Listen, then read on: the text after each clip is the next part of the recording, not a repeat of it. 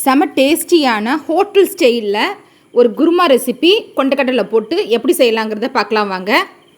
First இதுக்கு கொண்டக்கடலை வந்து ஒரு 8 hours வந்து ஊற வச்சுக்கோங்க. அதை ஊற வச்ச கொண்டக்கடலையை வந்து நான் வேக வச்சு நல்லா சாஃப்டாக இதுமாரி வேக வச்சு எடுத்துக்கிட்டேன். நெக்ஸ்ட் என்ன பண்ணுறேன் அப்படின்னு பார்த்தீங்கன்னா 2 தக்காளி எடுத்திருக்கேன். அந்த 2 தக்காளியும் வெந்நீரில் வந்து நல்லா அதில் உள்ள மேலே உள்ள தோல்லாம் பிரிகிற அளவுக்கு நல்லா வேக வச்சு எடுத்துக்குங்க. இதுக்கு வந்து ஒரு 2 வெங்காயம் நான் கட் பண்ணி எடுத்து வச்சுருக்கேன். பெருசாக கட் பண்ணி வச்சுருக்கேன். ஒரு வெங்காயத்தை மட்டும் குட்டியாக நைஸாக சாப் பண்ணி வச்சுருக்கேன். ஃபஸ்ட்டு இதுக்கு என்ன தாளிக்கணும் அப்படின்னு பார்த்தீங்கன்னா நல்லா எண்ணெயை விட்டுட்டு கல்பாசி, பட்டை, பிரிஞ்சி இலை அதை ஃபஸ்ட்டு தாளிச்சிட்டு அதுக்கப்புறம் வந்து வெங்காயத்தை வந்து குட்டியாக சாப் பண்ணி வச்சுருக்கேன். அதை வந்து நல்லா வதக்கிட்டு அதோட ஒரு பச்சை மிளகா சேர்த்து நல்லா வதக்கிக்கிறேன்.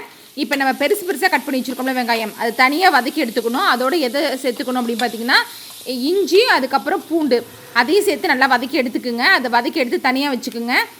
நெக்ஸ்ட்டு வந்து தக்காளி பியூரி மாரி பண்ணிக்கிங்க. மேலே உள்ள தோல்லாம் நீக்கிட்டு அதையும் இந்த வதக்கி வச்ச வெங்காயம், இஞ்சி பூண்டெல்லாம் இருக்குல்ல அதையும் சேர்த்து அதோட அரைச்சி நல்லா எண்ணெயில் வதக்கி எடுத்துக்குங்க.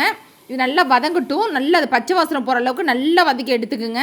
நெக்ஸ்ட்டு வந்து அரைக்க வேண்டிய பொருள் அப்படின்னு பார்த்தீங்கன்னா இதுக்கு தேங்காயோட என்னென்ன போட்டு அரைக்கிறோம் அப்படின்னா 2 கிராம்பு, ஒரு சின்ன துண்டு பட்டை, அதுக்கப்புறம் வந்து பெருஞ்சீரகம், இதெல்லாம் ஒரு 1/4 டீஸ்பூன் பெருஞ்சீரகம், அதுக்கப்புறம் ஊற வச்ச முந்திரி இதெல்லாம் சேர்த்து அரைச்சிட்டு அதையும் நான் வந்து இந்த வதக்கின வெங்காய தக்காளி வதக்கணும்ல அதோடு சேர்த்து நல்லா பச்சை வாசனை போகிற மாரி நல்லா வதக்கி எடுத்துட்டு நம்ம அதுக்கப்புறம் தான் கடைசியில் தான் தண்ணி அதோடு சேர்க்கணும்.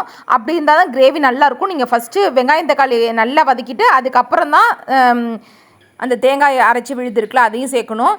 இதோட நீங்கள் என்ன பண்ணிக்கிறீங்கன்னா கரம் மசாலா, மிளகாய்த்தூள், தனி மிளகாய்த்தூள், நான் கொஞ்சம் சாம்பார் பவுடரும் சேர்க்குறேன். உங்களுக்கு இல்லாட்டி நீங்கள் மல்லித்தூள் அதோடு சேர்த்துக்குங்க. சேர்த்துட்டு நல்லா வதக்கிக்கிங்க. வதக்கிட்டு இதில் வந்து இதை டேஸ்ட் அதிகரிக்கிறதுக்காக கிச்சன் கிங் மசாலா அப்படின்னு சொல்லிட்டு எல்லா பிராண்ட்லேயும் கிடைக்கும். அதில் உங்களுக்கு தேவையான அளவு ஒரு 1/2 டீஸ்பூன் சேர்த்திங்க அப்படின்னா இந்த குருமா டேஸ்ட்டு அப்படியே ஹோட்டல் ஸ்டைலில் அப்படி சூப்பராக இருக்கும். இதை ஒரு தடவை செஞ்சு பாருங்கள். அதுமாரி சேர்த்து பாருங்கள். இப்போ நான் எல்லாத்தையும் நல்லா வதக்கிட்டு மிளகாய் தூளாக சேர்த்ததுக்கப்புறம் நான் அதையும் சேர்த்து நல்லா வதக்கிட்டு கடைசியில் மட்டும்தான் தண்ணி ஆட் பண்ணணும். இடையில வந்து நம்ம அரைக்கும் போது கொஞ்சமாக தண்ணி விட்டு அரைச்சிக்கிறோம்ல தேங்காய், அதோட போதும். நீங்கள் அதில் வந்து தண்ணி நிறையா ஊற்றி வதக்காதீங்க. இப்போ நான் வந்து கொண்டக்கடலையே அதில் சேர்த்துக்கிறேன். கொண்டக்கடலையை வந்து கொஞ்சம் மட்டும் நான் என்ன பண்ணிக்கிறேன்னா மஸ்டிட்டு சேர்த்துக்கிறேன். அப்போ தான் வந்து கிரேவி நல்லா திக்காக இருக்கும் உங்களுக்கு நல்லா.